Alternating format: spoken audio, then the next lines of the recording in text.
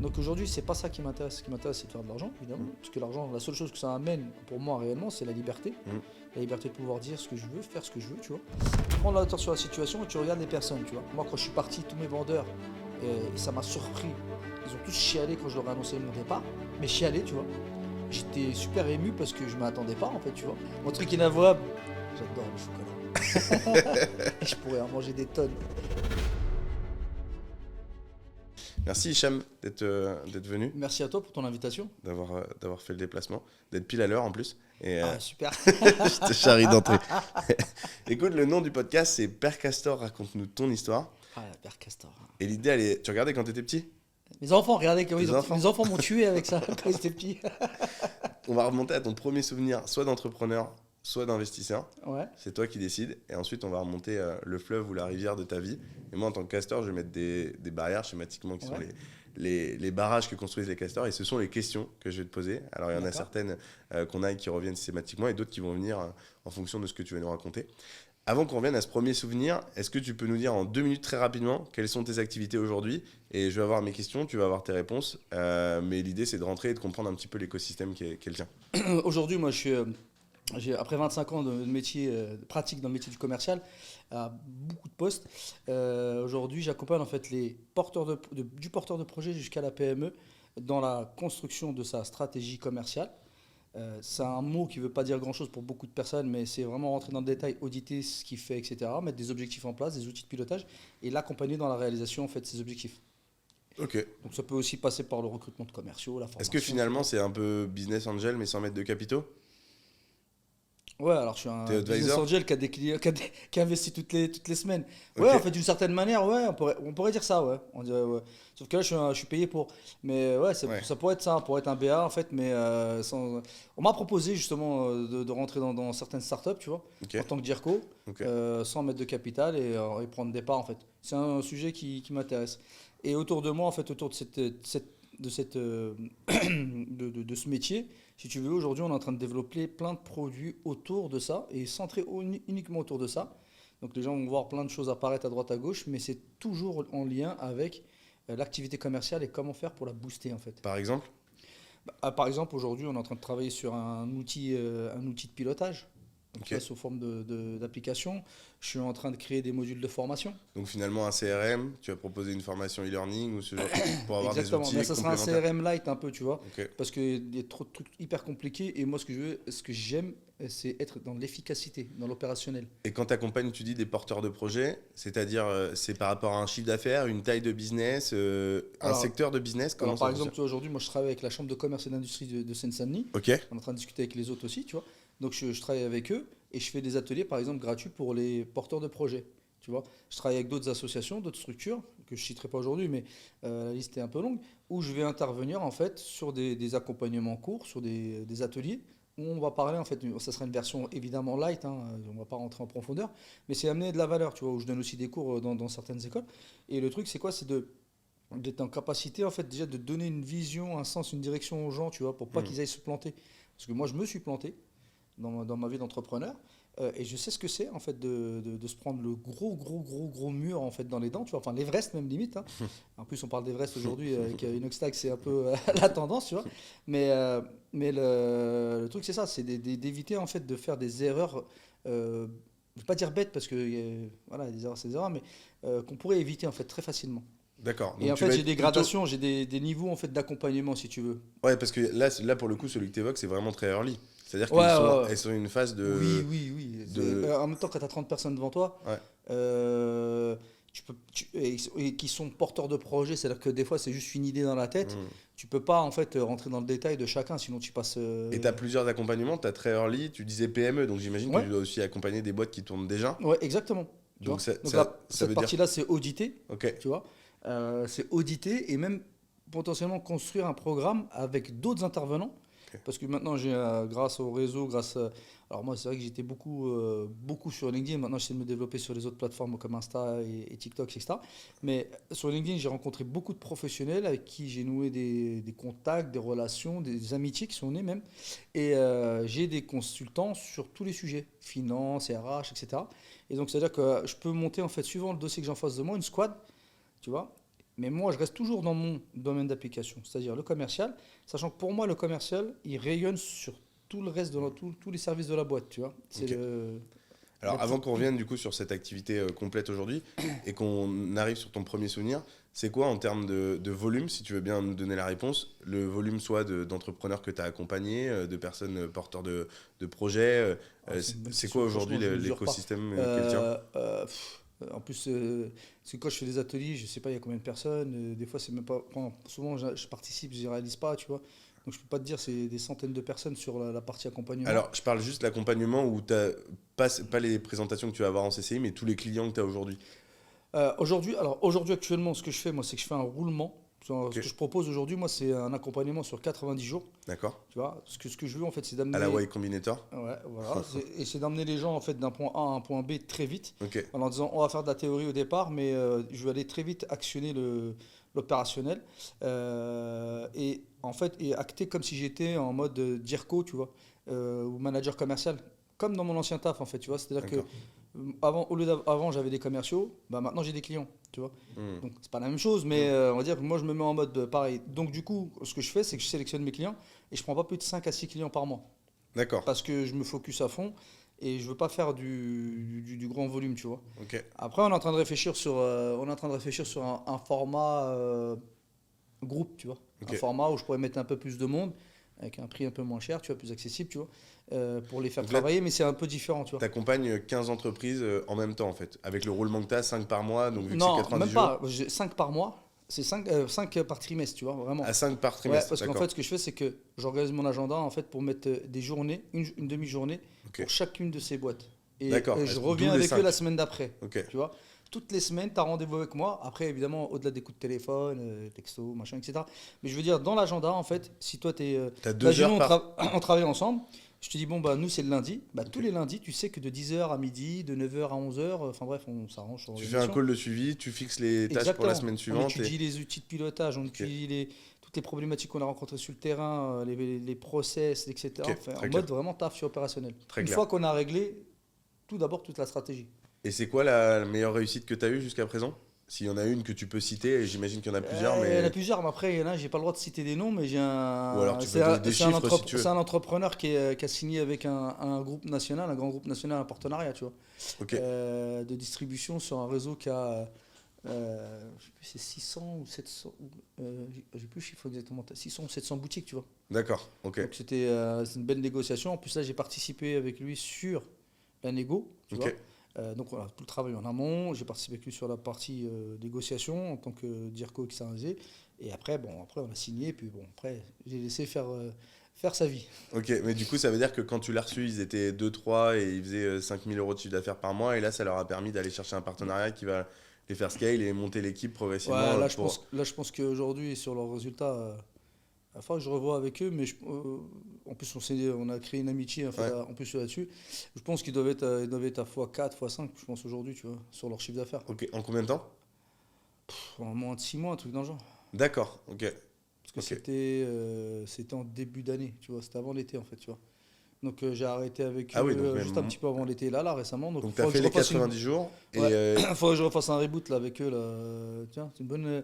Je vais les appeler dès que je vais sortir de là, je vais leur dire vous en êtes où là, tiens. tu C'est prends, quoi la prochaine mission là? Il y a pas? tu prends pas de part. Tu fais que de la facturation Bah, sur chaque projet. Pour l'instant, je fais que de la Ok. facturation. Après, c'est un truc que j'aimerais bien faire. Ok. Vraiment, c'est un truc que j'aimerais bien rentrer dans des boîtes, tu vois. Là, il y en a une qui m'a proposé un beau deal. Et c'est une équipe, ils sont plus dans un gros incubateur. Et c'est une équipe de 5-6. C'est déjà, Ok. ils ont la niaque, tu vois. Ils m'ont proposé la dernière fois. En fait, je leur ai dit qu'un de mes objectifs serait de rentrer dans des boîtes de main en tant que DIRCO, etc. Tu vois. Mais comme ça, en fait, tu vois, je leur dis, c'est un projet, tu vois, pour moi dans 1 an, 2 ans. Et le fondateur, il m'a regardé, il m'a fait, si tu veux, on signe demain. Et tu sais, je l'ai regardé, j'ai fait, ouais, bah écoute, on. Tu sais, j'étais surpris en fait par la Mm. réponse, je m'attendais pas à ce que lui il me demande, tu vois. Mm. Mais j'ai dit, écoute, on va regarder. Tu vois. Ok. Après, c'est juste une sorte d'organisation, mais c'est un truc qui me plairait bien, moi, ça. Ok. Bon Tu vois, bah. diriger, enfin, diriger. diriger les forces de Occuper vente, ce poste tu vois, sur en la ayant partie, des parts voilà, en ayant sur des parts sur des une projets, application différente. et passer juste une fois par semaine, tu vois, rechecker comme si c'était pour mes clients. Ça, c'est un truc que je kifferais. Et s'il y a des Après, personnes je peux pas en faire beaucoup après. En vrai. s'il y a des personnes qui nous écoutent qui sont early ou alors qui ont soit une idée ou simplement qui veulent aller plus loin, qui sont déjà 5-6 et qui veulent du coup aller chercher un développement d'activité, toi aujourd'hui sur ton accompagnement, ça coûte combien sur ces 90 jours? Grande question. En général, en moyenne. En général, alors ça dépend de la maturité du projet. On va dire qu'un accompagnement trimestriel, j'ai essayé de faire un prix qui soit raisonnable pour tout le monde, pour tous, Ouais. tu vois. Mais, et suivant la complexité du dossier aussi, c'est Ouais. important. Parce que là, je vais te dire un dossier standard, hein, Ouais. tu vois. Parce qu'après, on augmente le champ. On est autour entre 5 et 8 000 euros le trimestre, tu vois. D'accord. Hors taxe, Ok. tu vois. Mhm. Donc ça dépend en fait de la taille de la boîte, etc. Après, moi, là, on m'a retiré, on m'a retiré dans l'équipe la relation directe avec les clients en prospection parce que je suis trop gentil et parfois je baisse un peu le prix, tu vois. Quand je vois le mec, il a un vrai projet, un vrai truc qui me fait kiffer, Mhm. je suis capable vraiment d'être à des pâquerettes, etc. Dire bon, vas-y, je kiffe ton énergie, je kiffe le truc. Donc là j'ai l'équipe, ils gèrent tout en fait et moi j'aurais juste le droit, enfin le droit, comme si j'étais un salarié de ma boîte. En fait, là, maintenant, je vais juste récupérer en fait en bout de chaîne les gens qui ont validé Ok. ce qu'on sélectionne, Ok. validé tout le parcours, et pour voir après si en termes d'énergie, on est en phase ou pas, tu vois. Ok. Parce que ça, c'est super important. Ok. Parce que même si tu me donnes 10 000 euros, mais que Ouais. je sens que je vais me fighter avec toi tous les jours et que Ouais. il y a une énergie négative, je ne prendrai pas Ça en fait. t'intéresse pas. Ok. Ah non, non, tu vois, moi, on peut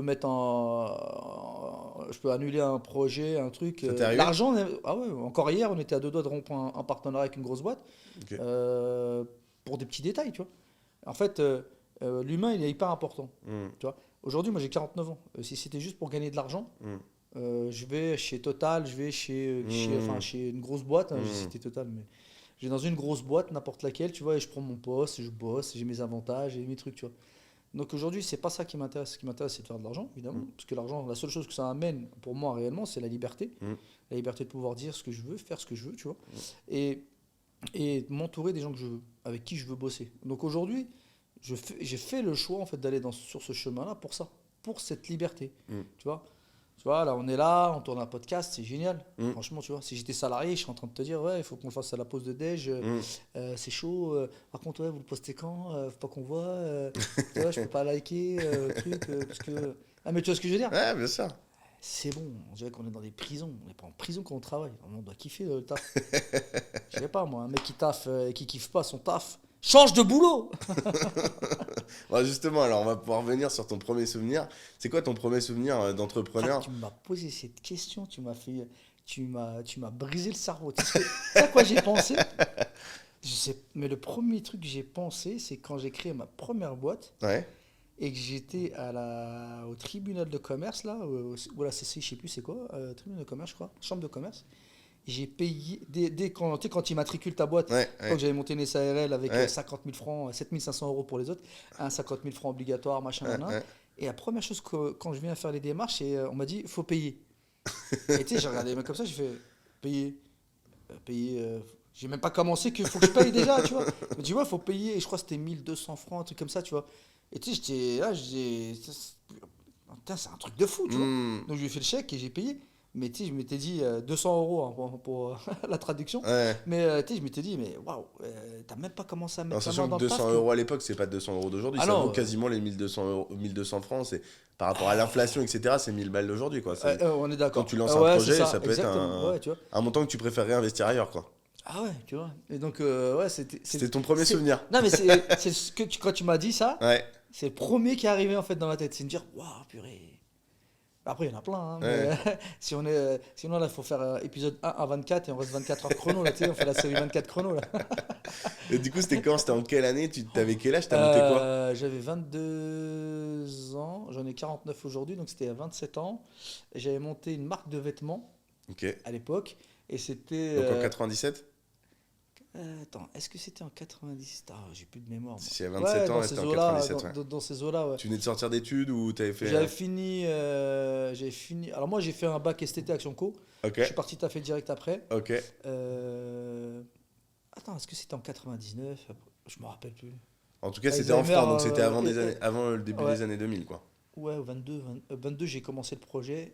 Et après, c'est à 25 qu'on a monté la boîte. Je sais plus. Parce que, en fait, on a eu un moment où on a testé un petit peu le projet avant de monter la société, tu vois. Ok. Et en fait, on a créé. Je crois que le passage du franc à l'euro, tu me dis si je me trompe, mais Ouais, c'est moi, 2002. je l'ai vécu. Donc, Je l'ai vécu. C'était en 2002. je crois que c'est 2002, ouais. Donc en 2000, on avait lancé le projet déjà. Ok. Et en 99, dans ces eaux-là, tu vois. Ok. Parce que le passage à l'euro, la baffe que ça nous a mis en réalité. Oh Ah là bon là, ça nous a mis par terre. Bah, en fait, ce qui s'est passé, c'est que la première année, tu passes du franc à l'euro. Personne ne fait attention. 99 francs, le mec, il transforme ça en 99 euros. Fait x6, tu vois. Non, mais, tu vois, les gens, dans leur tête, ils avaient du mal à calculer, tu vois. Après, la première année, je sais pas si tu te souviens, si tu as vécu ça, mais il y avait la DGCRF là, qui était sur les côtes de tous les commerçants, toutes les boîtes et tout. Il fallait arrondir, tu vois, au prix exact. Donc le café qui était à 5 francs, il fallait convertir 5 francs en euros, tu vois. Mais la deuxième année, c'était chiant les pièces jaunes, là, tu sais, les petites pièces en cuivre. Tout le monde pétait un plomb avec les pièces, tu vois, c'était un truc de fou. Et bah les mecs, ils ont commencé à dire, bon, bah vas-y, maintenant c'est 1 euro le café. Mais 1 euro, ça fait 6 francs 50. On est passé de 5 francs à 6 francs 50 en un an. C'est 20% de hausse. Et tout le monde a fait ça sur tous les produits. Donc du coup, les gens, ils ont dit, attends, merde, la vie, elle devient de plus en plus chère, tu vois. On a perdu genre 20% de notre pouvoir d'achat à ce moment-là, tu vois. Et là, ça commence à se serrer. On a eu l'ouverture des quotas chinois parce qu'il y avait des quotas avant. Tu ne pouvais pas importer autant de textiles que tu voulais. Ok, donc tu avais une marque de vêtements, c'est ça? Moi, j'avais une marque de vêtements, tu vois. T'étais où? T'étais en Ile-de-France? Moi, j'étais en Ile-de-France, c'était à Saint-Denis. Et on vendait sur des magasins multimarques sur toute la France, tu vois. Donc c'était ta boîte? Ah ouais, c'était ma boîte. Tu as lancé ton activité à 22 ans. Créer nos vêtements, on dessinait, je faisais fabriquer au Maroc, j'avais trouvé des fabricants là-bas. Je bossais avec un des fabricants de Decathlon au Maroc, parce que moi, je faisais fabriquer mon textile moi-même. D'accord. Moi, parce que tu avais des boîtes qui bossaient avec tout le monde, qui pouvaient te faire tes modèles. Et moi, j'avais décidé de prendre une autre direction. C'était d'aller directement au Maroc. J'avais trouvé l'usine en fait, qui fabriquait le tissu. D'accord. Donc, on achetait du fil. Donc, tu vois, c'était du fil qu'on faisait monter. On avait du tissu vierge. Après, on allait le faire en teinture. Donc, tu vois, quand le mec il vient te dire bon, quelle teinture de rouge tu prends, il te ramène un truc, 3 teintures de rouge. Toi, tu regardes, tu dis, tu fais juste le mec qui se dit ouais, genre, je fais le connaisseur, mais en fait. Je sais pas, moi, les rouges sont pareils. Je dis, c'est quel le meilleur? Je prends celui-là, vas-y. Le plus cher, moi, je disais. Je prends celui-là. Et après, on faisait découper, monter, designer, broderie, sérigraphie. J'avais monté avec un cousin à moi qui était de là-bas, tout le réseau. Et donc, en fait, on avait un gars qui centralisait, qui récupérait la matière première, qui dispatchait. Et en plus, c'était une autre manière, c'était il y a entre guillemets que 20 ans, mais c'était une autre manière de faire du business. T'avais pas de site internet, j'imagine, ou très peu? Tu sais quoi, on avait le premier site internet qui s'appelait Urban. C'était le premier site hip-hop français qui vendait des produits textiles, marque française et américaine. C'était mon distributeur sur internet, c'était le premier. Ah, donc toi, t'avais pas de magasin en physique, tu passais par des distributeurs? Moi, je passais que par des distributeurs, tu vois, c'était le modèle qu'on avait tous. Elle existe encore, cette marque? Non, j'ai encore des pièces dans des cadres. Et je me dis, la prochaine fois, je vais les remettre dans mon bureau, je vais les afficher. Comme ça, rappelle-toi bien de ça, rappelle-toi bien de ça. Rappelle-toi des erreurs, rappelle-toi. C'est quoi justement c'est intéressant, c'est quoi les quelques erreurs ou même comment ça a fonctionné? Ça a duré combien de temps cette histoire? On a fait ça pendant 5 ans. Ah, quand même? Ouais, 5 ans. En fait, ce qui nous a tués, c'est l'euro, les quotas chinois. C'est quoi les quotas chinois? En fait, l'Europe interdisait, tu pouvais par exemple, je connais pas le volume, mais imaginons, ils pouvaient dire c'est 1 million de t-shirts made in China sur l'Europe, point, tu vois. D'accord. Et du jour au lendemain, ils ont dit bon, c'est bon, vas-y, ouvre, vas-y, il n'y a plus de limite. Donc les t-shirts à 1 euro, les gens ils crèvent la faim avec le passage à l'euro. Le changement de l'euro, les t-shirts ils arrivent à fond, enfin les produits made in China à fond, les ballons, ils ont éteint tous les magasins traditionnels. C'est pour ça que ça s'est cassé la gueule dans le nord de la France à ce moment-là? Ou c'était peut-être déjà cassé la gueule avant? Le Sentier, etc. Des trucs comme ça, ils les ont éteints à cause de ça, tu vois. Ils ont racheté toutes les boutiques parce qu'ils arrivaient, ils te mettaient des t-shirts à 2 euros, 5 euros, enfin tu sais, des trucs que les gens ils ont foncé. Mais aujourd'hui, on y revient parce que les gens ils ont compris que c'était pas forcément de la bonne qualité, tu vois. Mais il y a eu ça. Tu as eu après, nous on était sur le secteur du hip-hop, tu as eu les marques américaines qui étaient hyper structurées, qui sont venues sur le marché, qui nous ont pliés. Tu vois, les Saint John, les Co, les Fat Farm, les Fubu, les... Donc toi, tu avais une marque de hip-hop. Ouais, hip-hop, ouais, exactement, Ok. tu vois. Nous, on avait fait des pubs avec... on avait fait des bêtes de coups avec Joey Star, avec Ah plein ouais? de gens comme ça, tu vois. Ok. Ouais, bah son frère, c'était mon associé en même temps.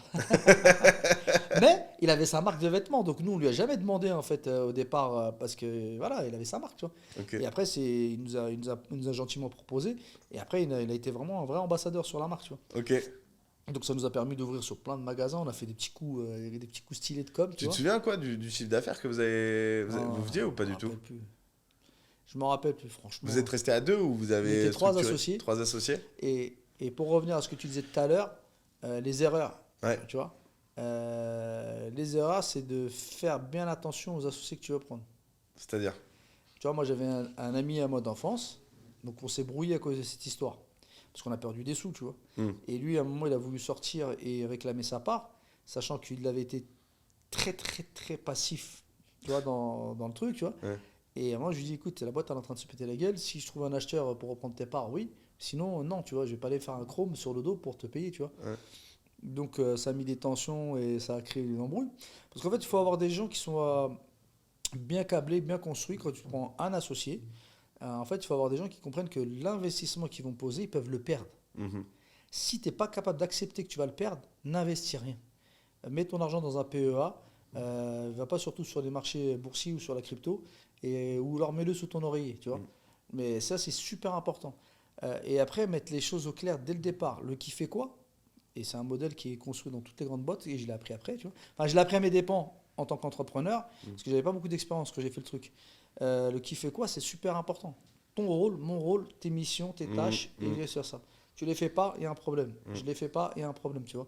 Mais je vais pas empiéter sur les tiennes et tu vas pas empiéter sur les miennes, tu vois, pour que ça avance. Tout à fait d'accord. Donc c'est super Et si tu peux chercher en important. plus la complémentarité, parce que souvent, C'est l'idéal. moi c'est l'expérience que j'avais et c'est intéressant d'avoir ton retour, c'est que finalement, au départ, tu vas sur tes premières structures, ta première structure peut-être, tu vas chercher à t'entourer des gens qui te ressemblent. Et donc tu vas prendre tes copains. Sauf que tes copains, souvent, ils ont une personnalité qui ressemble à la tienne. Et donc vous allez manquer de complémentarité parce que soit vous allez avoir deux profils dev, soit deux profils commerciaux, parce que vous êtes copains et que vous avez les mêmes centres d'intérêt. Et en fait, tu te rends compte que finalement, un associé, alors si c'est un copain, c'est bien aussi. Mais des fois, moi aujourd'hui, j'ai un associé sur une structure, c'est un associé. Et d'ailleurs, même sur l'autre structure, ce sont des associés avec qui on s'entend très bien. Et si on mange ensemble, ça se passe très bien. Oui. Mais c'est pas des amis dans le sens où ça va pas me venir à l'idée de partir en vacances avec lui. Non pas que j'aurais pas envie d'y aller, mais simplement, auparavant, j'avais d'autres associés sur d'autres structures. Et là, pour le coup, initialement, c'était des amis qui sont devenus des associés. Mais on avait des profils qui étaient vraiment les mêmes. Et donc, on se battait pour faire les mêmes missions. Et celles qu'on ne voulait pas faire, on était tous les mêmes à dire qu'on voulait pas les faire. Et à ça, c'est hyper important. Moi, j'avais un de mes associés, c'était un commercial. Donc, tu vois, à un moment, je me dis, bon, moi, je suis entre la prod, entre la com, entre la gestion de la boîte, Ouais. entre mes déplacements au Maroc, parce que des fois, j'y allais toutes les semaines. Tu vois, je faisais une semaine ici, une semaine là-bas. Ok. Tu vois, pour produire, vérifier, rechecker des nouveaux produits, des nouveaux trucs, ou des galères, tu vois. Donc, je dis à l'autre, je lui dis, bah, écoute, toi, t'es commercial. Prends le fichier client et gère nos clients, tu vois. Je te jure, je lui dis, bon, et je me suis dit, forcé, je me suis dit, allez, tu fais confiance aux gens, tu as donné une mission, c'est ton associé, c'est son argent, tu le laisses faire pendant un mois, tu lui casses pas la tête, tu rentres pas dans, tu sais, tu fais pas de l'ingérence. Ouais. J'aurais dû. Ah, à la fin du mois, 0 euros de chiffre d'affaires. Moi, j'ai analysé les chiffres de la boîte à un moment, je me rappellerai toujours de cette donnée en pourcentage, c'est que j'avais généré à moi tout seul plus de 90% de chiffre d'affaires de la boîte, tu vois. Ok. Et je me dis, et c'est ce qu'on disait la dernière fois dans mon podcast Propulsion avec Vanessa Amsili que j'ai invité, c'est le CEO, si c'est pas le premier commercial de la boîte, c'est pas de boîte. Il n'y a que toi qui peux vendre ton produit. Ouais. Toi, c'est toi qui le portes, c'est ton Au bébé. départ, quoi. ouais. Tu dois mettre Au plus départ. d'énergie, Bien etc. sûr. à le lancer. Donc, Après, évidemment, quand ça grossit, là, tu es obligé Ouais. de passer sur un autre mode. Ouais. Mais je veux dire, au départ, il faut que tu saches le vendre, tu vois. ouais, bien sûr. Moi, je vois même des CEO, des fois, qui continuent à vendre, mais plutôt, alors, ils passent des niveaux, tu vois. Donc Ouais. après, c'est que sur des gros Ouais, dossiers, tu vois. ouais, bien sûr. Mais ils sont toujours impliqués sur Ouais. des gros deals, tu vois. Après, sur le tout venant, ils laissent ça aux équipes, tu vois. Ouais, bien sûr. Et c'est super important. Et moi, j'avais fait aussi une autre erreur, c'était que je voulais emmener avec moi les gens. Ok. voulais Syndrome aider. du sauveur. Ouais, le syndrome du sauveur, moi, laisse tomber. Je suis en train de m'en 49 ans, je suis en train de m'en débarrasser là, tu vois. Ah, mais Là, ce tu vois, au qui est- moment, ce c'est un qui est sujet, marrant, là. c'est que j'ai l'impression que le syndrome du sauveur pour des entrepreneurs qui l'ont fait à l'époque, eh ben, ils deviennent alors tous, j'en sais rien, mais une partie en tout cas, ils font le métier que tu fais aujourd'hui. J'ai l'impression que les gens qui font de l'accompagnement pour des entrepreneurs aujourd'hui ont eu souvent ce syndrome-là. Ouais. Je sais pas, c'est possible. Ouais. T'es pas le premier que je rencontre qui fait cette activité-là ou qui a une activité un peu similaire sur des sujets d'accompagnement et qui a eu cette même problématique. L'autre fois, j'avais kiffé un post qu'une nana elle avait fait sur LinkedIn, tu vois, où elle avait le syndrome du sauveur, elle expliquait, tu vois, et elle disait que souvent dans les fratries, le premier, parce que moi je suis le premier chez moi, j'ai deux sœurs en dessous de moi, elle disait souvent que le premier, c'était lui qui portait en fait les autres derrière lui, tu vois. Et du coup, ça te marque et en fait après quand tu rencontres des gens en fait, tu vois, t'es toujours dans ce mode en fait, tu vois. Et moi, c'est un mode en fait, il s'active. Je te jure, tu vois, tu me parles 5 minutes, tu me dis ouais, je suis en galère machin. Dans mon cerveau, c'est tout de suite en dire comment je vais faire pour l'aider, tu vois. Tu sais, et là, je suis en train de réfléchir à dire attends, tu peux pas sauver la planète parce que déjà sauve-toi toi avant de sauver les autres. Si j'aide tout le monde, à la finale, je vais être par terre en fait, tu vois. Et ça peut pas. Et moi, je l'ai vécu avec ma première boîte où j'ai voulu aider des gens. Et je te jure, alors tu peux pas avoir de regrets. Il faut avancer dans la vie, tu vois. Et c'est tout ce que tu fais, ça te construit. Mais putain, tu te dis, tu mets de l'argent, t'investis, tu mets même de l'argent encore de ta poche pour payer des salaires, des trucs. Et tu vois, les mecs, dès qu'ils peuvent te cracher dessus, te crachent dessus, alors que tu dis, toi, tu travailles au McDo, je te sors du McDo pour te faire kiffer ton taf, que tu sois à l'aise dans les meilleures des conditions. Tu te produis rien, tu fais rien, et tu te plains en plus. On a un manque de reconnaissance, en fait, aujourd'hui, quand même, en France, hein, sur le métier de l'entrepreneur, je trouve. Ouais, probablement. Est-ce que, même certainement, mais est-ce que cette position aujourd'hui, tu te dis que c'était parce que tu avais des personnalités qui te suivaient à un moment donné et tu as été trop gentil sur le recrutement, ou c'est parce que, de fait, de manière générale, il n'y avait pas l'engouement au sein de la structure qui a fait que... Qu'est-ce qui a fait que ça n'a pas fonctionné à ce moment-là? Déjà, il n'y avait pas de recrutement. C'est-à-dire, tu es là, tu passes, c'est mon pote, on parle, on discute. Je sais que tu as une compétence qui pourrait être utilisée. Ouais. Tu as une appétence pour un sujet en particulier. Je me dis, ouais, ça m'intéresse, machin. Vas-y, viens. Je ne vais pas plus loin, entre guillemets. Enfin, tu sais, on faisait des entretiens, je suis balourd, mais on n'allait pas plus loin que ça, entre guillemets, tu vois. Tu testais pas la compétence avant de venir, tu faisais confiance. Je faisais confiance parce qu'on me disait, tac, tac, je voyais des choses, mais je n'allais pas dans tout ça, tu vois. Et après, dans le management, j'ai appris aussi, tu vois. Et dans le management, en fait, tu vois, pour moi, sur mon dernier poste, j'avais un portefeuille de 7 millions d'euros et j'avais 8 vendeurs, tu vois. J'avais évolué au sein de l'entreprise où je suis resté 10 ans. Et c'est une grosse entreprise, c'est un gros leader sur le marché en France, tu vois. Tu allais donner le marché, tu t'es dit, ils vont savoir le nom. Ça t'intéressera pas. De toute façon, c'est sur LinkedIn. Tu vas sur LinkedIn, tu vois mon CV. Et donc, et j'ai appris en fait à manager l'équipe. Et tu vois, elle me le rendait bien. Mais manager, ça veut dire que tu es bienveillant avec eux, parce que c'est des humains. Et un humain, à partir du moment où il est bien traité, il est bien dans sa tête, il est bien dans ses pompes, bah, il peut donner le meilleur de lui-même, le max, tu vois. Contrairement à ce qu'on peut croire quand on se dit qu'il faut malmener, enfin tu sais, des managers qui disent faut plier les gens, etc. pour sortir la sève. Ouais, tu les plies, tu peux extraire toute la sève, mais tu vas les laisser par terre. C'est-à-dire que c'est des salariés interchangeables. Tu vas le briser pour le jeter, pour reprendre à nouveau, tu vas et recommencer le cycle. Alors que moi, je préfère faire de l'élevage, c'est-à-dire que j'ai une personne, je vois ses compétences, je vois ses zones de perfectibilité et on avance, tu vois. Et on fait un programme avec une projection sur 1 an, 2 ans, 3 ans. Et c'est intéressant ce que tu dis, c'est vraiment essayer d'aller chercher. Ça a été game changer, je trouve, pour moi, c'est de comprendre un petit peu là où tu es le meilleur. Je pense que les gens doivent essayer de le comprendre par eux-mêmes dans la mesure du possible, mais sinon avoir un manager qui peut les aider, pourquoi pas, s'ils n'arrivent pas à le voir. Et ensuite, développer au maximum ce sujet-là. Mais pour ça, il faut que toi, en tant que manager, tu sois capable de faire un truc hyper important, c'est prendre de la hauteur sur la situation. Tu vois, mon boss, il me disait, tu fais l'hélicoptère, tu montes et tu descends, en fait. À un moment, tu t'arrêtes, tu mets une un arrêt sur l'image, tu prends de la hauteur, du recul, un pas de côté, appelle ça comme tu veux, tu vois. Tu prends de la hauteur sur la situation et tu regardes les personnes, tu vois. Moi, alors, pour finir ce que je disais juste avant, moi, quand je suis parti, tous mes vendeurs, et ça m'a surpris, tu vois, ils ont tous chialé quand je leur ai annoncé mon départ, mais chialé, tu vois. J'étais super ému parce que je ne m'attendais pas, en fait, tu vois. Et d'autres vendeurs, d'autres équipes aussi, parce que je m'occupais bien d'eux, tu vois. Et je savais être directif avec eux, je savais quand est-ce qu'il fallait taper du poing sur la table, mais je savais aussi rigoler, les détendre, tu vois, et les accompagner.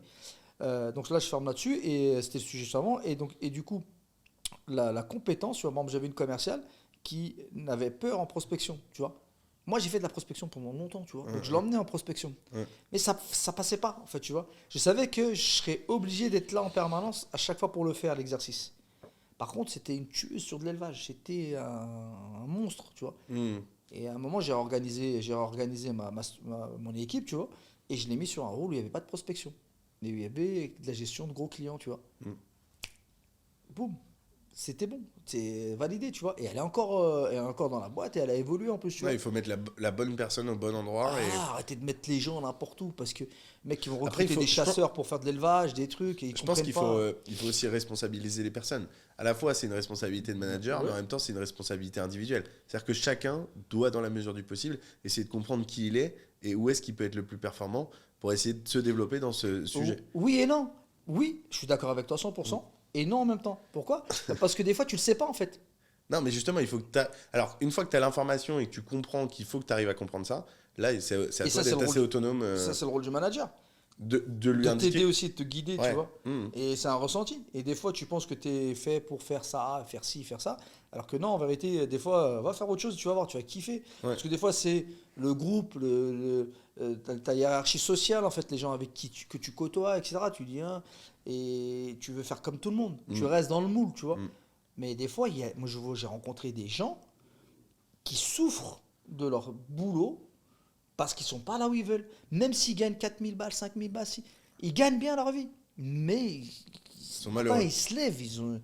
Ouais, frère. La boule au ventre, La ils n'aiment boule pas au ventre. l'activité que. Moi, j'ai fait ma petite crise de la quarantaine et je peux te dire un truc. Hein. C'est que la crise de la quarantaine, au début, je crois que c'était un truc à la con, un délire, tu sais, se dire, ouais, c'est bon, c'est un concept marketing encore pour nous vendre des coachings, des machins et tout. Non, en réalité, c'est un vrai truc parce qu'à ce moment-là, quand tu dépasses les 40 piges, tu t'arrêtes un moment et tu dis, qu'est-ce que je voulais faire quand j'avais 20 ans, tu vois, 15 ans, 18 ans, 20 ans, et qu'est-ce que j'ai fait en fait, tu vois. Et combien de temps il me reste là jusqu'à la fin, tu vois. Tu te dis, je suis à la moitié de ma vie en fait, tu vois. J'ai cramé la moitié, tu vois. Et là, tu te dis, soit ouais, c'est cool, soit waouh, ça va pas, tu vois. Et c'est pour ça que les gens ils partent en burn-out aussi. C'est pour ça que les gens ils partent en dépression, au-delà de l'épuisement physique et Et moral. c'est là, à ce moment-là, t'as changé de taf. Qu'est-ce qui. Ouais, moi ça m'a fou, j'ai changé toute ma vie, moi. Parce que là, Je vais pas rentrer dans le détail, mais... la dernière structure qu'on a évoquée, tu l'as lancée quand? En fait, là, la dernière structure, je l'ai lancée cette année, en début d'année. D'accord, donc là, t'avais un travail Non, j'avais monté une autre start-up avant, ça faisait 3 ans que j'étais sur une start-up, D'accord, sur de la désinfection par ultraviolet en fait. ok. Donc on a conçu le temps de trouver un bureau d'études, de dessiner des modèles, de faire des tests en laboratoire. C'est très long, tu vois. Ouais. Donc on a conçu tout un modèle de caisson en fait où tu peux mettre des objets à l'intérieur et les bombarder de rayonnements ultraviolets pour les désinfecter, tu vois. D'accord. On a fait la com, le machin, etc. Des salons et tout. Après, la traction sur le marché, elle n'est pas encore ouf. On est un peu trop en avance par rapport à notre temps. Donc on a mis en stand-by pour l'instant l'entreprise parce qu'on s'est dit ça sert à rien de continuer à cramer du cash, tu vois. Ok. Donc pour l'instant, j'ai mis en stand-by. Pourtant, j'ai fait des présentations avec des grands groupes, tu vois, pour pas citer, mais des très grands groupes. Mais c'est lent, en fait, tu vois. Il faut attendre un prochain Covid. Là, ils vont tous me rappeler. Et là, je vais avoir un carnet de commandes qui va exploser, tu vois. Comment tu fais pour avoir ces contacts de grands groupes? Tu as évoqué depuis le départ, tu Le disais j'ai réseau. accompagné une entreprise. C'est le réseau que tu as fait sur des années? Le réseau, je le dis toujours, networker, faites du réseau, c'est super important. Parce que tu sais, c'est quoi une des erreurs que je constate chez les entrepreneurs qui font même du chiffre, hein, tu vois, des boîtes qui font 400 000, 500 000, 600 000, 700 000 euros de chiffre d'affaires par an, tu vois, c'est bien, c'est en Europe, tu vois. Ben, souvent, c'est quoi? C'est qu'ils démarrent une activité. Quelle que soit l'activité, on s'en fout, tu vois. Ils démarrent l'activité avec leur petit réseau, d'accord? Donc, c'est bien, c'est ce qu'il faut faire, tu vois. Mon pote, il va me contacter un autre, machin, nan, nan. Mais ils se retrouvent très vite limités parce qu'ils ont asséché ce réseau, ce premier cercle. Ouais. Et le deuxième cercle, en fait, on appelle la prospection, c'est d'aller chercher des inconnus, tu vois. Toi, tu as déjà ton activité qui tourne, mais tu veux grossir ou tu veux scaler, ou alors tu es vraiment peut-être en rupture parce que tu as ce qu'il faut pour tenir, mais à la première secousse, tout va s'effondrer. Et donc là, c'est là où les gens, ils vont pas chercher encore à s'étendre. Ils restent chez eux, ils gèrent leur quotidien. Il faut savoir gérer son réseau, aller sur des événements, dans des clubs, les réseaux sociaux. Franchement, si on avait eu les réseaux sociaux, nous, à l'époque, franchement, et Internet comme développé comme aujourd'hui, je crois qu'on aurait été millionnaire. Tu vois, à l'époque, nous, c'est tombé, tu vois. Et prospecter aussi. L'effort commercial, Donc toi, personne ne le fait. sur toute ta vie professionnelle, de manière régulière, tu vas à des événements, tu rencontres du monde, Encore aujourd'hui? Il m'arrive des fois d'aller faire 3. Là, je me suis un peu calmé parce que des fois, je faisais 3 événements dans la même soirée. Dans la même soirée? Ouais, ça m'est déjà arrivé, les gens ils pétaient un câble. Comme je suis en scooter, surtout sur Paris, Ouais. parce que la voiture, ça me rend dingue. Et bah, je faisais un planning, tu vois. Une fois, j'avais 3 événements en même temps, la dernière fois que je l'ai fait. Et je me suis dit, tiens, celui-là, je vais faire le premier, celui-là, le deuxième, l'autre. À Paris, c'est concentré. Ouais, bien Tu sûr. vois, quand tu as 2 km d'un point à un autre, en Ouais. scooter, c'est rapide. Pour te Ouais. garer, c'est rapide, tu vois. Donc c'est fluide. Donc je viens, on me voit bien, je dis bonjour à tout le monde, tac, tac, 2, 3 photos, on se fait des trucs. Salut, salut. 1 heure, boum, je pars et je vais au deuxième, tu vois. Ok. Pareil, je reste 1 heure T'avais maximum quelque et je chose à termine. proposer ou tu rencontrais juste des gens pour Il n'y a rien à rencontrer des gens? proposer, moi. Pendant 2 ans, j'ai fait du networking à mort sans rien jamais proposer. Par contre, en fait, ce qui se passait, c'est que, en réalité, j'avais rien à proposer. J'y allais pour rencontrer des entrepreneurs. Ouais. Alors, 2 choses importantes. La première, on va parler de network. On va y revenir après pour faire du business. Ouais. Mais la deuxième, c'est super important parce que quand tu es entrepreneur, et tu as le mal enfin, la solitude de l'entrepreneur, tu vois. Tu peux être tout seul, douter. Problème qu'on a souvent, c'est qu'on va se confier à qui? À nos proches, famille, amis, meufs, machin, enfin mec, ça. Qui eux, s'ils ne sont pas entrepreneurs, si eux, c'est des gens qui sont dans le salariat, ben, ils vont te dire, mon fils, ma fille, regarde tous les diplômes que tu as, regarde l'expérience que tu as. Mais pourquoi tu souffres là, tu touches le RSA? Retourne travailler. Ouais. Retourne travailler. Et en fait, ceux qui veulent te protéger parce qu'ils Ce qui est t'aiment, intéressant, ce que tu viens de dire, en plus, c'est ça, c'est retourne travailler. Sous-entendu, parfois, tu peux le comprendre comme ça, c'est que tu travailles pas quand tu es entrepreneur. exactement, on sait même pas ce que tu fais. Bon, mes parents, des fois, ils me disent, je comprends pas ce que tu fais. Je leur dis, mais je forme des gens commerciaux. Et ils comprennent, tu vois, bon, Ouais. c'est une ancienne génération, tu vois. Ouais. Et je leur dis, bon, travaille mon travail. Ouais. Ce que je faisais dans mon dernier job, bah, je fais pareil, mais maintenant, sauf que c'est moi le. C'est que moi tout seul, tu vois. Et même comme ça, tu sais, moi, ils disent, ouais, ok, tu vois, ils ont du mal. Ouais. Mais tu vois, mais après, il me faut confiance. Non, mais Donc, c'est vachement intéressant le mot que tu utilises, c'est va travailler. va travailler. Sous-entendu, ce que tu Retourne fais aujourd'hui travailler. n'est pas un Oui, travail. mais c'est d'une violence, tu Ouais. sais. Toi, tu es là, tu te prends la tête, tu fais 12, 14 heures par jour. Ouais. Tu sens que le truc. Des fois, tu lances un truc là, mais en fait, tu pivotes parce que ton truc. Et tu vois, tu te cherches jusqu'à ce que tu trouves ton modèle. Ouais. Tu vois. Et on te dit, retourne travailler. Bah non, je retourne pas travailler. Mais, déjà, je te parle plus, en fait, tu vois. On va parler de qu'est-ce qu'on mange ce soir, on va voir un Ouais. film, c'est l'anniversaire de qui, tu vois. Ouais. Mais donc, du coup, ce que je dis aux gens, c'est ne parlez plus avec vos proches de vos projets professionnels s'ils ne sont pas en capacité de comprendre et de vous accompagner, tu vois, de vous porter, tu vois, de vous donner de la force. Parce que sinon, ils vont te faire plus de mal qu'autre chose. Ouais. Donc, du coup, reste avec des potes et pour trouver quelqu'un qui va te conseiller, qui va te comprendre et qui va dire je sais, t'inquiète, tiens, appelle un tel de ma part, etc. Va voir des entrepreneurs. Ouais. Et c'est eux qui vont te donner de la force, c'est eux qui vont te mettre du réseau, Ouais. c'est eux qui vont te donner un tips, qui vont te donner un conseil, que tu te dire je savais pas, tu vois, je suis con. Ouais. Mais tu vois ce que je veux dire? Et qui Ouais. vont te changer ta vie. Voilà, donc networker, c'est 2 choses. C'est un, générer des leads, générer des opportunités, générer du business grâce au networking.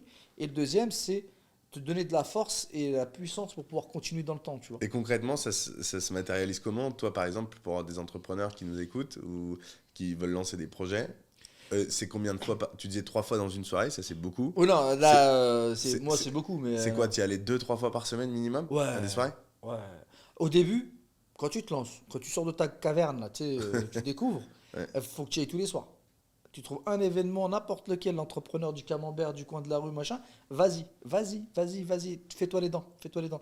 Et en plus, c'est un super exercice parce que, imaginons que tu vends un produit en B2C, par Ouais. exemple, ou même en B2B, mais que quand tu vas dans cet événement-là, Ouais. c'est pas ta cible, Ouais. tu vois. Les gens, tu n'es pas là pour leur vendre. Ouais, bien sûr. Et moi, ce que je faisais, c'est que je m'entraînais en fait à pitcher avec ces gens-là, d'une certaine manière, en fait, pour voir si, déjà, c'était fluide, s'ils comprenaient, tu vois, et si ça les intéressait. Et changer, c'était un entraînement gratuit, en fait, tu vois. Ouais, bien sûr. Parce que quand tu es là, tous Tout les le monde se entrepreneurs présente sont à là, chaque tout le monde fois. bah oui, tu fais quoi Tout le dans monde la vie, se- toi, ouais, tu fais quoi, exactement. toi, tu vois. Et du coup, bah ouais, je fais ci, je fais ça, machin. Et tu regardes la réaction, tu vois, si tu vois le mec, il a les gros yeux, c'est le mec Ouais. qui fait ça au bout de 2 secondes, Ouais, machin. bien sûr. Tu te dis, ah merde, là, c'est pas bon. Là, il faut que je change quelque chose, là. Il faut que je modifie. Et tu t'entraînes. Tu fais des connexions, tu fais des rencontres. Et ça t'ouvre au champ, à des champs pas possibles. Moi, aujourd'hui, tu as vu, je travaille avec, bon, je vais le citer, avec Michel Coury, tu vois, qui a plus d'1,2 million d'abonnés sur tous les réseaux et qui est très puissant par exemple, sur LinkedIn, etc. Tu vois. Il m'a accompagné, il m'a aidé à exploser aussi en visibilité. Je parle sur LinkedIn et sur d'autres plateformes, on est en train d'avancer là-dessus. Mais si j'avais pas fait du networking, je l'aurais pas rencontré.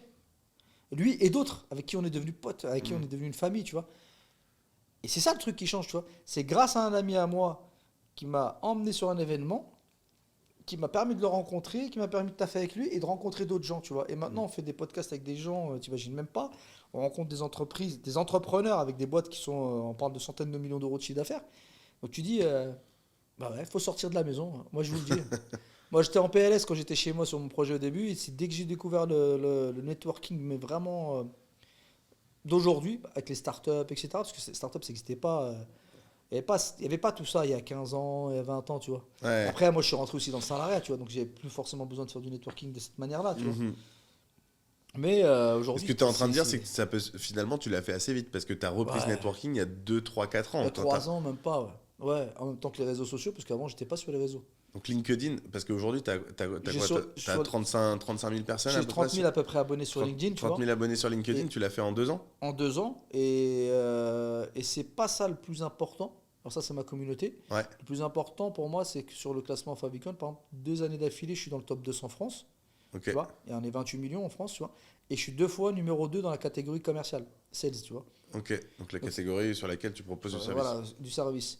Donc 2 années d'affilée, quand le classement est arrêté, je suis numéro 2 sales et je suis dans le top 200 Et France. ça t'apporte du business très concrètement aujourd'hui, Ça LinkedIn? m'apporte plusieurs choses. Ça m'apporte des opportunités, Ouais, de la visibilité, ouais. de la crédibilité. Ces opportunités en fait de rencontre, c'est elles qui viennent à moi et on les travaille en fait après pour générer du business, tu vois. Mais en direct tout de suite, c'est on se rencontre, on se Ouais. voit, machin. Genre la Oh, bah podcast. oui, voilà, tac. Hmm, Et après de là, on se dit, il y a un truc à faire. hmm, Tu vois, là, sur le chemin, j'étais en train d'avancer avec. J'ai 2 jeunes qui sont dans la région bordelaise, tu vois, qui font du sales et qui font du sales stratégique, etc., qui construisent des systèmes, en fait. Ils ont déjà construit des modèles, en fait, et ils font de l'accompagnement. ok. Et on est en train de travailler ensemble, par exemple, pour faire un co-branding, tu vois, sur un schéma, tu vois, que moi, je vais porter et proposer, et eux, derrière, vont faire l'opérationnel, tu vois. Ok. Donc, tu vois, c'est des choses que j'aurais pas imaginé avant. Et c'est quoi? C'est un contact, mec qui me dit, oh, je kiffe ce que tu fais. Bon, on commence à discuter, à déconner. Le courant passe bien, ça fit bien entre moi et les deux, parce qu'ils sont deux, tu vois, enfin, dans la direction de la boîte, tu vois. Ça fit bien, machin, machin. Et ça avance, tu vois. Alors concrètement, parce que c'est intéressant si tu veux bien me répondre, mais c'est quoi les 3 tips ou les 5 tips que tu donnerais à quelqu'un qui est sur LinkedIn pour justement que ça puisse évoluer aussi vite que toi ça l'a fait pour toi et qu'il C'est puisse... super simple déjà. Alors, le premier tips, arrêtez d'écouter les mythos et arrêtez d'écouter tout le monde. Je vais te faire exploser ta visibilité. Il n'y a personne qui sait comment l'algorithme il fonctionne. Tu vois, c'est pas vrai. Tu vois, gratuit, hein, c'est cadeau. Il y a pas besoin de ça. Il y a besoin de faire quoi? D'être régulier. Il faut écrire tous les jours. Tous les jours? Tous les jours. Tous les jours. Et les gens me disent, ouais, mais laisse tomber, j'ai pas le temps, machin. Écoute-moi, t'écris, tu sais combien de temps tu mets pour écrire? Un quart d'heure, une demi-heure? Les gens me disent toujours 40 minutes en moyenne. La moyenne générale, autour de 45 minutes pour faire un post. Et je leur dis, c'est mort, tu tiendras jamais dans le temps. J'ai Ouais, vu tellement de gens arriver, ouais. j'ai vu tellement de gens arriver et Hmm, disparaître hmm, parce qu'ils n'ont pas tenu dans la longueur. Pourquoi? Parce qu'ils mettent trop de temps. hmm, Un post écrit, c'est 10 minutes maximum. hmm. Tu mets ton chronomètre, tu lances le chrono, tu t'écris. Le chrono il sonne, t'as pas fini, t'effaces. Et tu remets le chrono. C'est aussi simple que ça. Et vraiment véridique, hein. Moi, la première fois que j'ai fait ça, mon post, le jour où j'ai lancé le post, il a fait 200 000 vues, tu vois. Ok. Et moi, j'ai fait, oh, il se passe quoi là, tu vois. J'ai dit, ils ont quoi là, les gens là, tu vois. J'ai pris 600 abonnés en une matinée, tu vois. Et Ok. j'étais là, il y a des gens qui font plus, mais j'étais là, j'ai dit, il y a un truc là, tu vois. Et ça, c'est parce que c'est Michel qui m'a expliqué comment écrire, tu vois. En fait, en 10 minutes, ce qui se passe, c'est que tu vas poser une émotion. Il faut que tu sois connecté avec toi-même avant d'écrire. Ok. Il faut que tu aies envie d'écrire, tu vois. Ok. Et il faut que tu aies une émotion, un souvenir, un truc qui te touche, tu vois, qui fait que tu dis, j'ai envie de transmettre ça aux gens. Ok. Si je me limite dans mon temps, je vais pas avoir le temps, entre guillemets, d'aller chercher sur Internet des tournures de phrases Hmm. alambiquées, des tu sais, des proverbes, Ouais, des bien machins, sûr. etc. Ouais. On s'en fout, les gens, ils n'ont pas besoin que tu écrives comme du Baudelaire hein, ou du Victor Hugo. Les gens, ce qu'ils veulent, c'est de la sincérité. Ok. Tu vois, les posts qui explosent, souvent, c'est parce qu'il y a quelqu'un qui vient, qui dit un truc sincère et qui le pose, et les gens, ils ressentent l'émotion. Ouais, bien sûr. Et ils se disent, je suis en face, je suis d'accord avec ça, tu vois. Dire, ouais, je suis machin, nan, nan. Les gens s'en foutent, en fait. Et ceux qui prennent le public pour des cons, c'est eux qui n'ont rien compris. Parce que souvent, tu as des mecs qui disent, ouais, j'ai fait un post de qualité, mais il a fait 20 likes, mais parce que les gens, ils comprennent pas. Non, non, ton post, il est éclaté au sol. Pour moi, je dis, c'est toi le con. C'est parce que moi, je me traite de con tous les jours, je me permets, tu vois. Ouais. Ah, par contre, peut-être que ce sera bipé. Mais moi, tu vois, pour moi, quand j'ai un poste qui fonctionne pas, c'est ma faute. C'est pas les gens qui Ouais. c'est pas les gens qui l'ont pas vu. Les gens, ils sont passés devant, ils ont rien senti, ils ont rien ressenti, ils passent à côté. Mm. Et les postes où je suis pas bien dans ma tête, où quand j'écris vraiment pour écrire, parce que, bah ouais, ça se sent, tu vois, ça se T'as transpire. une accroche quand même ou même pas? Sur le Tu ouf, fais. non, Ouais. j'y vais à chaque poste Donc, tips 1, tu conseilles de publier au moins une fois par jour. une fois par jour. Tips 2, Écrire en 10 minutes, maximum. ok. Mais avant d'écrire, il faut que tu sois. Alors, Que on tu aies dit une émotion, que tu tips sois 2, connecté. tips 2, en fait, en réalité, il faut que tu sois Dans le moment. dans le moment. Tu vois, moi, une fois, j'habitais au 15e étage d'une tour à Paris. Je suis arrivé dans l'ascenseur. Un truc qui était, parmi une émotion, tu sais, qui est venue, Ouais. un souvenir. Ouais. Je te jure, j'ai le temps de monter au 15e, j'avais écrit mon post dans l'ascenseur. Après, T'as l'habitude aussi. tu prends l'habitude. Ouais. Non, mais tu prends l'habitude. Je veux dire, Mais monter un ascenseur, ça prend. Sauf si t'as eu un bug et qu'il y a eu 3 personnes qui ont arrêté l'ascenseur. Mais ou même pas, ouais, t'en as eu pour 2 minutes, même pas une Ouais, minute. tu vois, même pas 2 minutes, tu vois. Ouais. Donc, ouais. Donc- Mais en fait, mais quand c'est fluide, Ouais. tu réfléchis pas, Ouais. tu racontes, ça va tout seul. Et quand ça va tout seul, c'est comme si tu parlais avec moi. Ouais, bien Tu sûr. vois. Et là, les gens ils se disent, ah ouais, c'est fluide. Donc, de l'écriture, pas de la vidéo, par exemple, des réels sur Ah LinkedIn. si, C'est la des vidéo, réels. faut se lancer à fond. Ah non, ceux qui n'ont pas compris que la vidéo c'était l'avenir, ils vont se planter. Il faut faire de la vidéo dès le départ. Fais Ok. des vidéos éclatées, on s'en fout. Mais fais de la vidéo. Des réels, tu les publies sur LinkedIn. Bien sûr. Et tu as vu l'algorithme, il a changé. Ils ont Ouais. changé la présentation. Maintenant, ils t'ont mis pour les vidéos, ils t'ont mis un système un peu à la un TikTok ou Insta. Ouais. Tu vois, tu as un fil d'actualité Ouais, maintenant ouais. avec les vidéos, etc. C'est le signe. Ouais, bien sûr. Même LinkedIn, ils savent très bien qu'ils vont se faire effacer sinon. Donc, 1. Tous les jours. Tous les jours. Deux. 2. Émotion. Émotion, être connecté. 3, 10 minutes. Pas plus. On a nos 3 types, c'est déjà pas mal. T'en aurais un autre ou déjà, si on a ça, c'est déjà pas mal. Déjà pas mal. Et réponds à tous tes commentaires dans les 90 premières minutes. Donc, tu restes Tu sur LinkedIn pendant les 90 premières minutes, tu restes Fais- pas loin. Tu fais attention. Tu mets les notifs sur ton ouais, téléphone. Tu as les notifs qui apparaissent, tu vois. Moi je regarde, mais au début, tu vas pas en avoir, on peut en avoir beaucoup. Donc voilà, Ouais. mais il faut pas lâcher l'affaire. Moi, mes premiers posts, ils ont fait 0 like. Hein. Ouais. Tu vois, genre, tu faisais 50 vues, 100 vues, tu es là, tu disais, ouais, purée, il y a 100 personnes qui m'ont vu. Tu vois. Quand tu fais 1000, tu dis, waouh, 3000, waouh, 4000, oui. Tu vois. Mais c'est comme ça, c'est normal. Il faut que tu aies le temps de créer cette communauté, que l'algorithme il te capte. Ok. Et il y a 28 millions de personnes. Ok. Heureusement que tout le monde ne poste pas. Hein. Il n'y a que 5% à peu près des gens qui font de la création de contenu au quotidien. Donc, LinkedIn, ça reste l'une des plateformes où aujourd'hui, c'est le plus facile. Je sais pas si c'est le terme, mais en tout cas, où il y a encore des choses à faire en respectant ces Il y a règles. encore des choses à faire sur toutes les plateformes, de toute façon, je pense. Ouais. Mais le LinkedIn, c'est peut-être le plus facile pour créer sa communauté. Ouais. Parce qu'en plus, tu peux inviter des gens. Ouais. Que sur Insta, moi je vois, c'est Ouais. chaud. Ouais, c'est Insta, c'est plus violent, compliqué. tu vois. Ouais. Insta, il te calcule pas. Hein. Ouais. Tu vois, c'est la meuf qui passe et qui te dit, non, je te donne pas mon numéro de téléphone. Tu vois. Et t'es là, tu dis, je suis là. Mesdames, je vous adore. J'ai un énorme respect pour vous. Je rigole. J'aime les femmes. Je vous adore. Donc je te disais, le truc, c'est ça. C'est que LinkedIn, ça reste accessible LinkedIn, c'est aujourd'hui. plus accessible, en fait, tu vois. Donc tu peux créer ta communauté plus facilement tu vois, que sur les autres.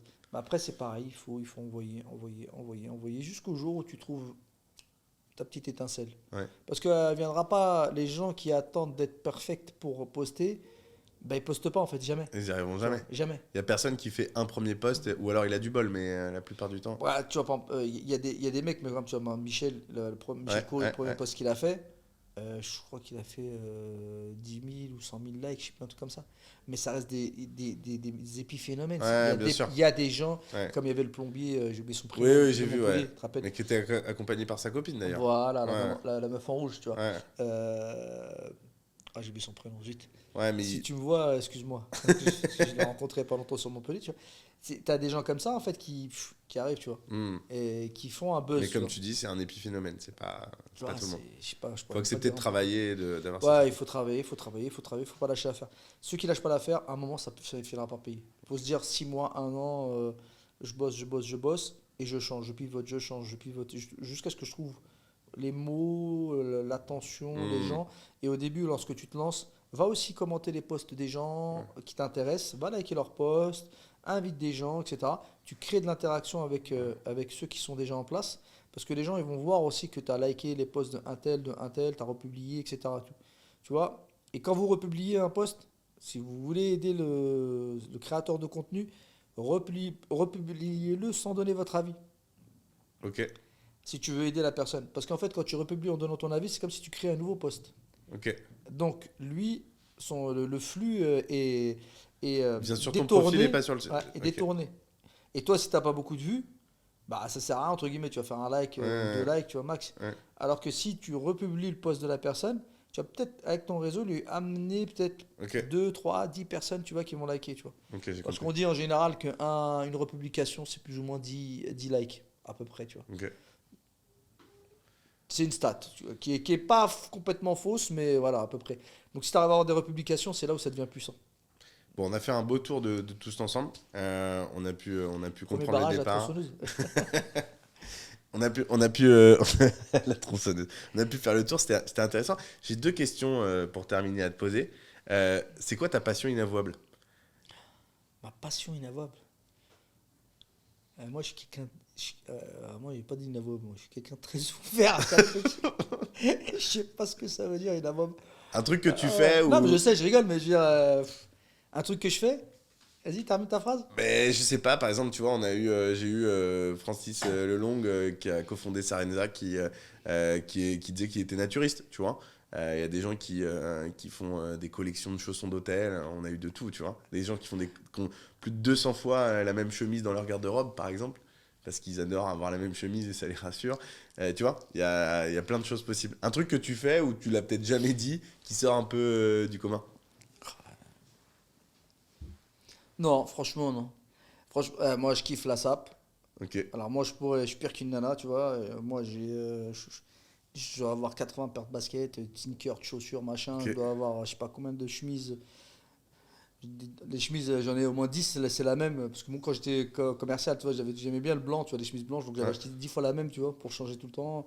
Les sapes, j'aime bien. Je kiffais jouer à la PlayStation. Maintenant, je joue plus, tu vois. C'était vraiment un truc que j'aimais bien, tu vois. Call of Duty, des trucs comme ça.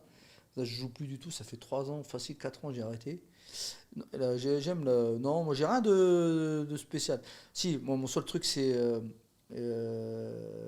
Faut pas me mettre dans une boutique de chocolat et m'enfermer à l'intérieur, tu vois. C'est mon seul problème, ça, tu vois, ça se voit, non, tu vois. Mon truc inavouable, j'adore le chocolat. Et je pourrais en manger des tonnes. Et je me bats contre moi-même pour pas le faire. donc si on n'a pas de nouvelles de toi et qu'on t'a envoyé 3 4 fois un message, on Euh, t'envoie une boîte de chocolat et là tu on aura une T'es réponse. sûr, tu m'envoies un chocolat en photo, tu me dis, eh, tiens, il est terrible celui-là, noisette, je sais pas quoi, avec éclat de truc, machin. Je dis, t'es où? Non, franchement, j'ai pas de truc inavouable. En tout cas, ça me. Y a rien qui me vient à l'esprit comme ça, tu vois. Je kiffe en fait. Moi, c'est vraiment le truc que je collectionne. Alors, ça va être bizarre de dire ça comme ça. Euh, Vraiment, le truc que je kiffe, c'est collectionner les relations, tu vois. C'est-à-dire avoir un réseau avec des gens différents, Ouais, vraiment différents. C'est-à-dire que euh, aussi bien des gens qui sont croyants, qui ne sont pas croyants, ouais. qui sont de toutes les religions, tu vois, pas que la mienne, qui sont pas que de mon âge, parce que j'aime bien aussi parler avec des jeunes de 20 ans, tu vois, j'aime prendre le temps de parler avec des jeunes, tout comme je kiffe me poser avec des anciens, tu vois, Ouais, quand on est avec nos anciens, pour boire le thé, les écouter, et ouais. dire, purée, ils ont une science de fou, tu vois. Parler avec des nanas, ou parler avec des mecs, faire du sport, ou pas. Non, mais c'est bien, tu m'as Moi, répondu. Tu nous as moi, je répondu kiffe les et. gens, en fait, tu vois.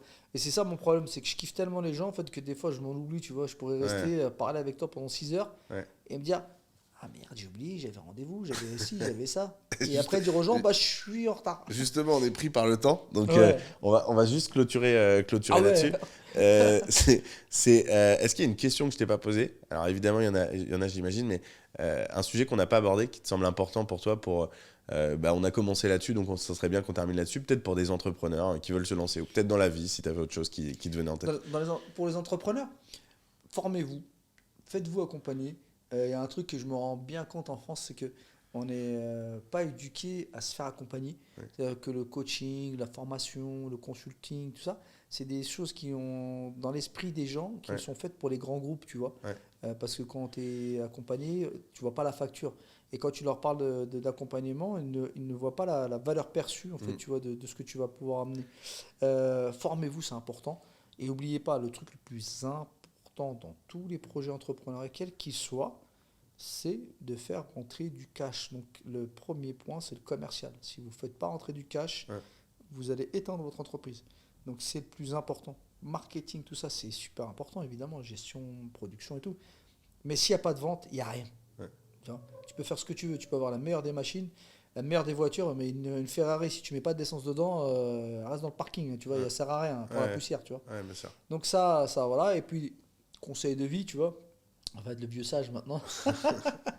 Non, ouvrez vos chakras, ouvrez votre esprit, allez découvrir l'autre dans tout ce que ça représente et vous allez découvrir dans la diversité, on est tous différents, la diversité, vous allez découvrir des choses qui vont vous amener à réfléchir et à prendre des postures, des positions qui vont être complètement différentes de juste avant, tu vois, Ouais. et de vous faire grandir, mais d'une puissance, tu vois, c'est juste incroyable. Moi, c'est dans la diversité de mes relations que j'ai le plus grandi. Ok. Eh ben, écoute, je trouve que c'est une Super. très belle conclusion. Merci, ça fait gourou. Hein. Ça fait partage Pas d'informations. Ah, je pense qu'il y en a beaucoup qui ont besoin de l'entendre et peut-être qu'à force qu'il y ait de la répétition, il y a des personnes qui changeront sur cette vision-là. J'espère. Et on dit que souvent les États-Unis ont 10 ans d'avance. Je crois que le Ouais. coaching et 100. l'accompagnement est bien développé là-bas. Donc j'imagine Ouais. qu'en France, ça va continuer dans ce sens-là aussi. J'espère. Et puis là-bas, ils sont vachement plus sur ce que tu amènes que ce que tu représentes, tu vois. Ouais. Et tu vois, il y a plein de choses, en fait, plein de mindsets qui nous feraient exploser, en fait, dans ce pays si on les changeait, en fait. Ça va venir. J'espère, moi, j'y Ça va crois, en venir. fait. Moi, je suis un très grand optimiste et je préfère voir le verre à moitié plein qu'à moitié vide. Donc, j'espère qu'on va y arriver. On va y arriver. Merci, Hicham. Merci à toi. Et puis à bientôt alors. J'espère. Épisode 2. Salut. Au revoir à tous. Ciao.